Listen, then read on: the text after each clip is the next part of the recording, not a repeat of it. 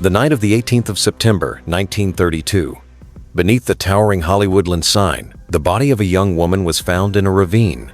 On the ground lay only her shoes, a coat, a small purse, and a suicide note with 3 brief lines.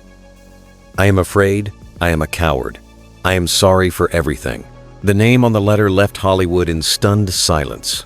Peg Entwistle, an actress once admired by Bette Davis, once radiant on the Broadway stage, now reduced to a tragic shadow. From the golden days in New York, where Peg was hailed as the Golden Girl of Broadway, to her hopeful arrival in Hollywood, her career had seemed paved with roses. But behind the stage lights, Peg was fragile, betrayed by her husband, yearning for a great role yet consigned to forgettable supporting parts. When her film debut failed, when love crumbled, the Hollywood dream became a gilded cage. What drove a talent once celebrated as an inspiration for a generation to end her life beneath the very symbol of the American dream? Welcome to Hollywood Shadows, where the tragedies buried behind the spotlight are brought back with raw truth and cinematic drama. If you find this story compelling, don't forget to like, subscribe, and ring the bell so you won't miss other tear-stained legends of Hollywood. Peg Entwistle was born in 1,908 inches, Port Talbot, Wales. Her childhood was far from easy. Her parents separated, then her father died when she was still very young. Peg was sent to America to live with relatives in Boston, where her dream of the stage took root while studying at Henry Jewett's repertory. There, Peg revealed her natural gifts early: bright blue eyes, a graceful bearing, and a clear, resonant voice. In 1925, at age 17, Peg made waves as Hedvig in Henrik Ibsen's The Wild Duck. Her performance was so powerful that a teenage Bette Davis exclaimed to her mother, "I want to be exactly like Peg Entwistle." From small stages, Peg rose to Broadway lights. In just a few years, she appeared in more than 10 plays, alongside names like George M. Cohan, Dorothy Gish, and William Gillette. In 1927, Peg married actor Robert Keith, but the dream of marriage soon became a nightmare. She discovered that Keith had a wife and a 6-year-old son he had never told her about. The marriage, built on lies, ended within 2 years, leaving Peg bitter and distrustful of love. Her stage career continued, but the spotlight dimmed. Productions closed early due to poor box office, leaving Peg struggling for stability. In 1932, in the midst of the Great Depression, she moved to Los Angeles, hoping that films would change her fate.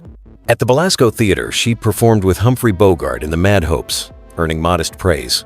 Soon after, RKO gave her a supporting role in 13 Women, her first and only screen appearance. But fate turned cold again. When the film premiered in October 1932, audiences were indifferent, critics dismissive. Peg's scenes were cut down, too slight to make an impression.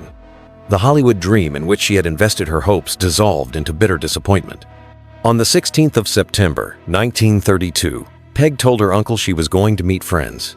Instead, she walked alone up the path to the base of Mount Lee. Under the moonlight, the massive Hollywoodland sign loomed a symbol at once, promising and mocking. Peg climbed a workman's ladder to the top of the letter H. In her coat pocket, she left a note. I am afraid. I am a coward. I am sorry for everything. At dawn the next morning, a passerby discovered her shoes and purse at the foot of the hill. Looking down into the ravine, they saw Peg's lifeless body. When her identity was revealed, Hollywood shuddered. People whispered. The girl once admired by Bette Davis, once bright on Broadway, had chosen to leave this world beneath the peak of the Hollywood dream. Her death became an instant shockwave. At a time when Hollywood worked hard to polish its glamorous image during the Great Depression, a young actress ending her life beneath the Hollywoodland sign was a brutal reminder of the industry's darker side. Headlines blazed across America. Broadway girl dies beneath Hollywoodland sign. Desperate actress ends the American dream.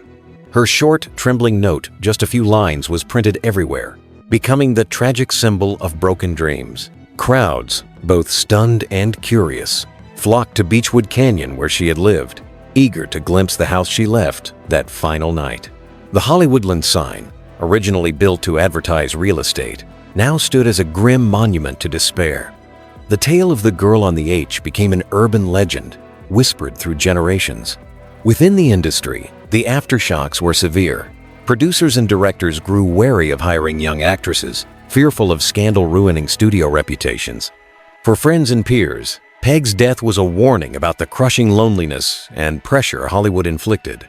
On Broadway, colleagues mourned a talent who once lit up the Wild Duck and Tommy. Bette Davis, years later, still spoke of Peg as the inspiration that pushed her to pursue acting, a testament that Peg's artistry planted seeds that outlived her. Her death also changed how the public viewed Hollywood. The glamour was no longer flawless. Beneath it lurked human tragedy. For many, Peg Entwistle became the first victim of the Dream Factory, drawn in by the light, abandoned when no longer profitable. Decades later, her story still echoes. In 2014, nearly 100 people gathered beneath the Hollywood sign to screen 13 women Peg's only film as a memorial. All donations went to the American Foundation for Suicide Prevention. In the flicker of candlelight that night, people sought to return to Peg the recognition she never received in life.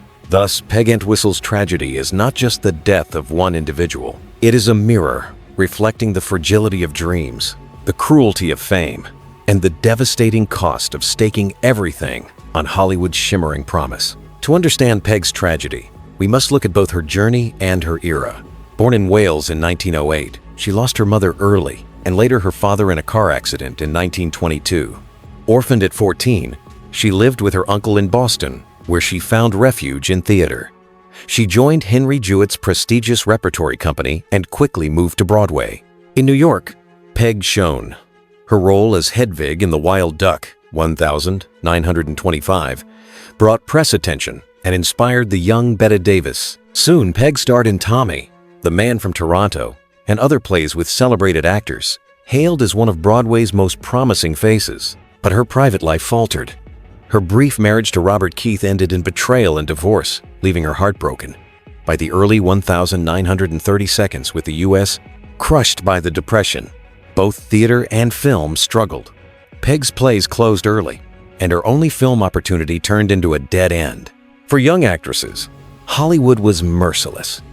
Faces were easily replaced, and women judged relentlessly by looks, age, and personal life.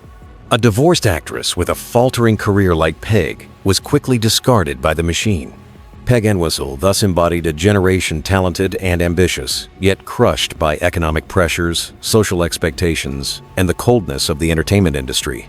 When she climbed the H on that September night in 1932, it was not just one woman's despair, but also a silent indictment of Hollywood's price. Her story is one of Hollywood's most haunting tragedies.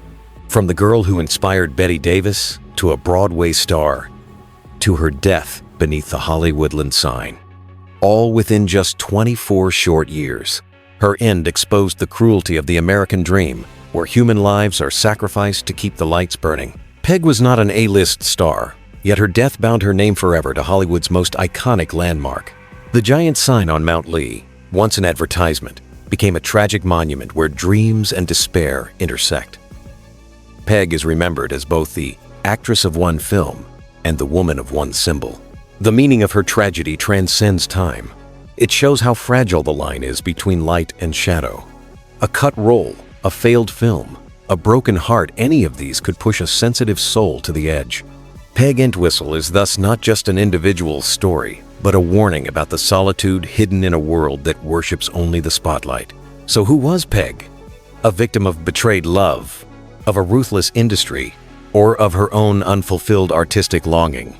The question remains unanswered. Welcome to Hollywood Shadows, where tear-stained dreams are retold with raw truth and cinematic drama. If this story touched you, please like, subscribe, and leave a comment to discuss the tragedies buried behind the lights.